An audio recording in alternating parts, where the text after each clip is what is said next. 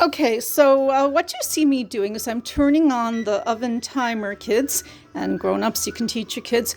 This is a typical oven timer, and now that I've got it set, I'm just going to check. It should run down from 45 minutes to 44, and if it does that, then I know that I can walk away. Not very far though, because you always want to be close to your cooking. You don't want to leave to go into another room.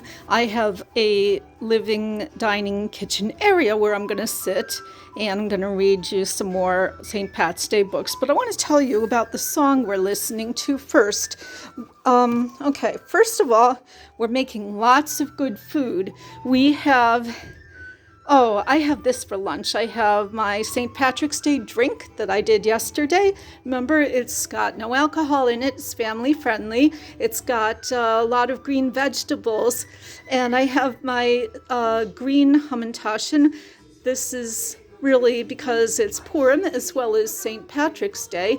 But the point is, I have lots of good food, lots of green food. I might have some spinach and celery. See, in a salad in a little bit. I might put some kind of smoked salmon in it. That would be really yummy with some ranch dressing.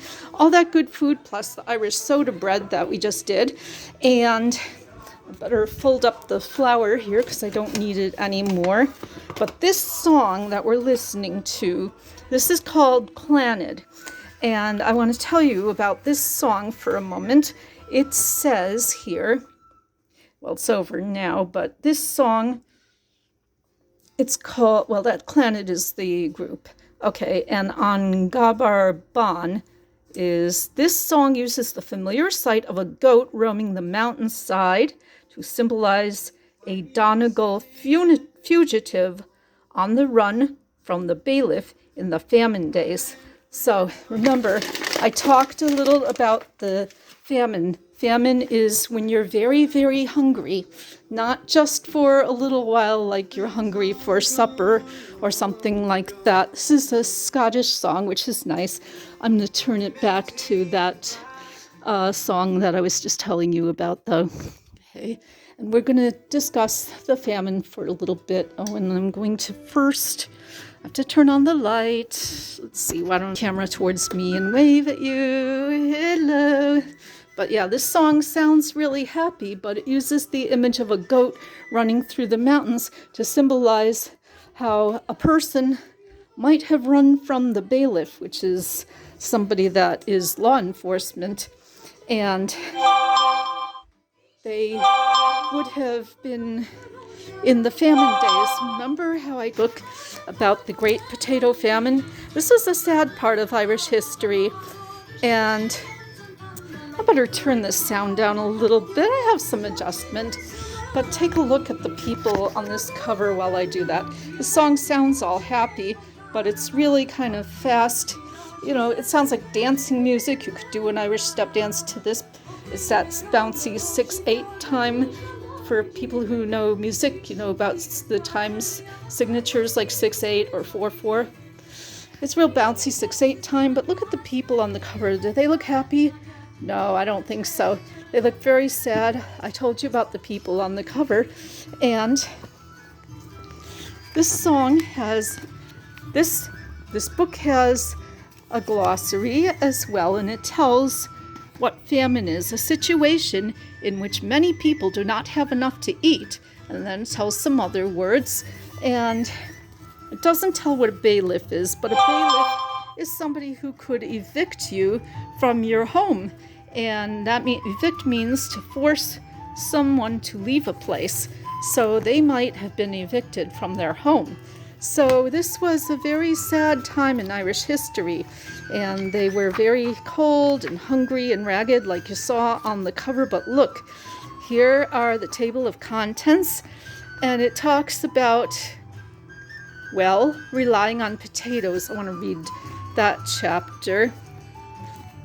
But first, actually, I'm going to start with coming to America. Okay, they were very poor a lot of the time in Ireland. See, they're around the fireplace and they look like they're still really thin, and perhaps they're trying to cook what little food they do have. The Irish Potato Famine was also called the Great Hunger. This illustration shows an Irish family inside their small hut during this time. And on the back, they might tell who drew the picture to make sure that it's somebody that really did their research or perhaps was there. It might be from that time period of the late 1840s. We'll have to look in the back of the book right about after the glossary. It's hard to do this page turning and hold the camera. But coming to America, it tells about how the Irish came to America to escape the potato famine. Now that song is over.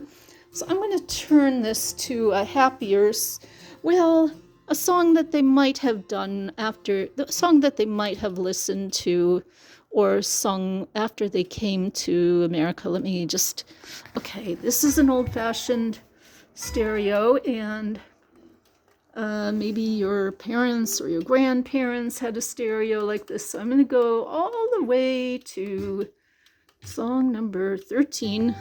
This is called Weep Not for the Memories, and it's something that Irish people it's the kind of music I think Irish people might have played or sung or listened to, not on stereo because that was more modern than the 1800s. They might have played it on musical instruments and listen to other people play it and sing it, just on things like the fiddle or the harp or things like that.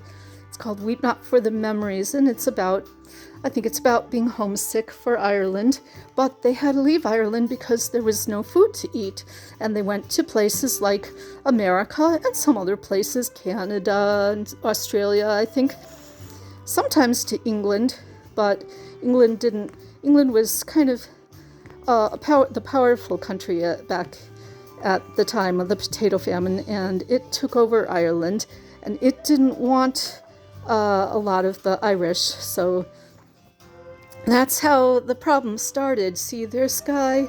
He looks really thin and sad. I don't know, this guy looks kind of fat, but it tells about relying on potatoes. I'm going to read you a little of this part. In 1801, Ireland became part of the United Kingdom of Great Britain and Ireland. Throughout the 1800s, the British took most of the land in Ireland as their own. Many landowners lived in Britain and hired landlords, bold-faced word, it'll be in the glossary, to manage their land in Ireland. Most of the Irish were poor and made their living as farm workers. They rented small plots of land from the British landlords, and they paid the high rents on this land by working for the landowners. Irish farm workers had very little time to work on their own crops, so they grew a lot of potatoes, which were cheap and could grow with little work. Potatoes are also full of nutrients. Now, when we were cooking all those things back in the kitchen, I talked about nutrition. Nutrition and nutrients. If something is nutritious, it's got a lot of nutrients. It's got, I'd have to check what kinds of nutrients potatoes have, but I think that they're high in vitamin C. Of course, they're high in carbohydrates. You need some of those. You might hear the grown-ups say they're going on a low-carb diet, but I'm not sure that that's a good idea for kids anyway. I think other nutrients may be other vitamins like vitamin A and vitamin D. I'm not sure if potatoes have those. Then there are things like protein and calcium. We're going to look at some potatoes. Now, these are good, healthy potatoes. And the Irish relied on those because there really wasn't much else that they could grow with the little time that they had without other food choices. This root vegetable, potatoes, and white potatoes like this, not the sweet potatoes that you eat at Thanksgiving. Those have vitamin A, not those, but the white potatoes. This root vegetable became a key part of the poor Irish diet. And the Irish worked hard to keep a roof over their heads and feed their family. Still, many lived in poverty. These, again, are healthy potatoes. Now we're going to see something. This is suffering in Ireland, and this is a potato with blight. It looks moldy and disgusting. Okay, you might think this is how a dough should look before it goes on the Irish soda bread, but if you look closer, You see that it is a potato and it's rotting, and you can't eat that without getting very sick. And so what are you going to do? You have nothing to eat. So people got very desperate and they tried to break into stores to get food. Now, you should not do that. But if you're starving and people take your land, like the British did to the Irish back 100 and maybe 180 years ago, what are you going to do? Now, I don't want you to think that British people are all mean or that Irish people are all poor, because later on in this book, you see Irish Americans make their mark, and the potato famine forever changed the history of Ireland and the United States, and many people had to leave their homes knowing they'd never see Ireland again. And today in the United States, there are nearly 33.3 million Irish Americans. Well, let me see when this book was written, which you can usually find here on what's called the title page. As soon as I see it, 2016. So that was about 5 or 6 years ago from when I'm speaking today. So around then, the population in America was about 330 million people. So that means take 330 and divide it by 33.3. Or if you're just beginning division and you don't know decimals yet, how about we'll round it down to 33. 33. And we'll leave out the million, because we know that 330 million divided by 33 million is like dividing 330 by 33. And what do you have? It means 1 in every 10 people in America is probably Irish. Well, you should always check your sources. This is just one book. And again, whoops, let me show you very carefully. This is nonfiction. It's got that number on it, and this tells something about where to find the subject matter on the shelf. It's about a place and its history, so it's got this kind of a number on it. The other ones had a different kind of a number, a 300s number, because they're about the celebration of St. Patrick's Day, so they're in the celebrations part of the library. So it's a really good way. This is a book about spotlight on immigration and migration. Don't feel bad for Irish people. They're not all poor. They used to be poor, but they'd worked very hard. They had some very hard jobs. The kids had to work from a very early age. This little girl really should be in school, but she has to sew to help make money for her family. Would you like to live in a place like this? Or maybe you know of somebody who lives in a place sort of like that.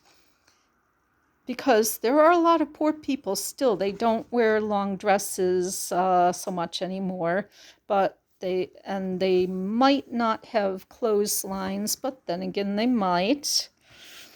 It looks really scary to walk around in the dark, and it's probably pretty smelly and stinky, and there's this really long stairway, but without a place to stop and rest like rich people's houses might have had if they had stairways outside, which some did and some do. So the Irish people were poor when they first got here, but look, what did they do? They stuck together. They built strong communities, and there were many famous Irish people. Here is a famous Irish boxer. Another famous Irish person was John F. Kennedy. He was perhaps the most famous Irish American of his time. Elected in 1960, he was the first Irish Catholic to become President of the United States. Right now, kids and grown-ups, we have our second Irish Catholic president he got elected in the year 2020, 60 years from 1960. And of course, it's President Joe Biden. Now, I don't say you have to like John F. Kennedy or Joe Biden or anybody else who's been president. It's just that they have been presidents. That's why I'm mentioning it. You can decide grown-ups, you can decide who you want to vote for. Kids, you can plan who you would like to vote for. And when you turn 18, you can vote. and maybe you can run for president. You do have to have been born in America and be an American citizen by birth to become president. That's a subject for another day, but here's a picture of John F. Kennedy. And I'm sure that if you turn on the television or look up things on the internet, you will see not only the pictures of John F. Kennedy, but also of current President Joe Biden. Here is another famous Irish American, Henry Ford. I'm sure you've heard of him. He produced some of the first motor cars in the United States over 100 years ago, and this is an old-fashioned motor car that he's riding in. Of course, there were famous Irish American women as well. March is International Women's Day, after all. Let's see. Irish American reporter Elizabeth Jane Cochrane, the CH is pronounced like a K, also known as Nellie Bly, made history when she traveled around the world in 72 days in 1889. Bly also went undercover in a mental hospital to expose poor conditions there. So these are some of the famous Irish Americans. Okay, well, we learned a little more about that, that you should really realize that a lot of people, well, we're going to read this one next, but you should realize that a lot of people from a lot of countries have come to America for opportunity or to escape bad conditions. In fact, just in this series, get your dictionary, series is a dictionary word, it's another group of books. There were a lot of reasons why people came to America, like this says anti-Semitism, Jewish immigrants seek safety in America from 1881 to 1914. Now, there was a period after that when Jews needed to seek safety in America, and America wasn't letting a lot of Eastern European Jews in. And so that's something that happens from time to time. This is really a talk for my new channel, how did it go? Peace and Understanding with Ms Fran, because these are some serious ideas. Broken treaties, that's the next one. Native American migrations. This is a migration is when people move around within their country. And Native Americans, do you remember back last fall, I talked a lot about Native Americans. We did titles like, Knots on a Counting Rope, which I believe is by Bill Martin, which is a Native American story, a wonderful story. Well, Native Americans are an example of migration. This is Spotlight on Immigration and Migration. So migration would be within the United States, or some Native Canadians might have migrated within Canada. Further down that you see Mexico and South America, there are other people native to those places. They are called indigenous people. The same with other places, Europe, Asia, Africa. You're seeing just the north, the top of Africa. You can really find people that have migrated probably anywhere in the world and probably throughout time. See right here, if you zoom in closely, you can see the Middle East right about where just above my finger. That's a place. India, China, all places where people have migrated since thousands of years ago. A lot of other things. I think later on we will read about, well, I have one about what's called the Great Migration that I will read, which is about when African Americans, who were brought here very sadly as slaves, the forced migration of Africans to America in 1607 through 1830, when the slave trade was outlawed in America. But later on, like in the 20th century, from about 100 years ago to about 70 years ago. So that would be between the well, actually between the 19 teens and the 1940s, maybe the 1950s, there was the Great Migration. I think I have a book here on this bookshelf. Let me see if I can find it, because I have this left over. Yes, I do.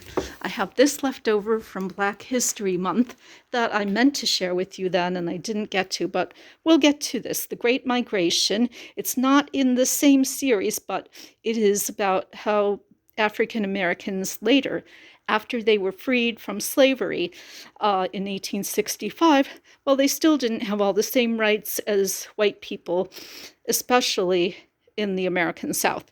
So a lot of them moved north, and they still look like they're very poor, like they're carrying perhaps everything they own.